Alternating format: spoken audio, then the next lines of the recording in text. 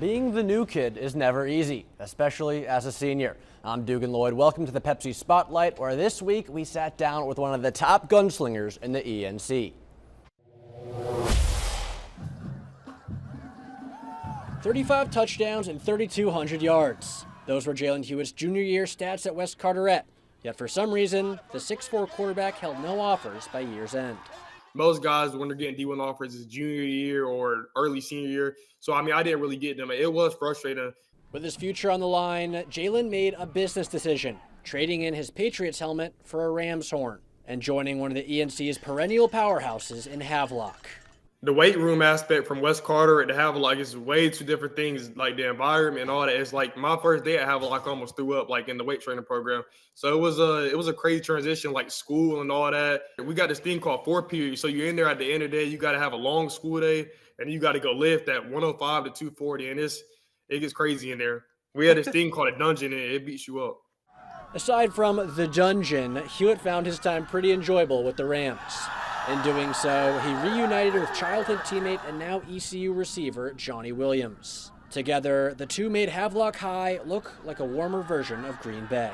You know, me and Johnny, like before the season started, we were up till 3 or 4 o'clock in the morning watching the Aaron Rodgers to Devontae Adams and just looking how they play the game and how we can translate it to our game. You know, one of the toughest throws to make for any quarterback is to throw from one hash to throwing out to the other side of the field, 15 yards downfield. And he made a couple throws in practice one day. I'm like, wow, I don't think there's too many kids.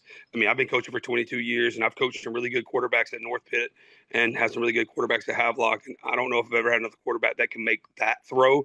This fall, Jaylen's arm accounted for 43 touchdowns and almost 5,000 passing yards, which led the state and was good for third in the nation. He's a gunslinger. He was going to take chances, and I think that's what honestly made him a really good quarterback. That and the fact that he could make a mistake and, he was willing to let it go really quickly and, turn it to the next throw. And that's difficult for a lot of young quarterbacks. One mistake might become 2 or 3, but he showed time and time again, a couple mistakes might happen in a row. Like he threw a couple interceptions the first 2 drives against Tarboro. Then in the third quarter threw 4 touchdown passes.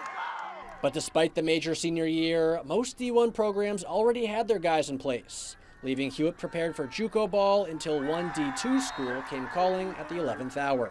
Most definitely, because at first I was all in on JUCO, and then when the first transfer portal opened, I was seeing a lot of D2 guys going D2, D1. I'm like, this might be really good for me. And then literally right on signing day, the Bluefield State coaching staff, they ended up hitting me up. That call turned into an offer, cementing Jaylen as a Bluefield State Big Blue for next fall. From there, he hopes to make one more jump and realize his lifelong dream of playing for a Division I program.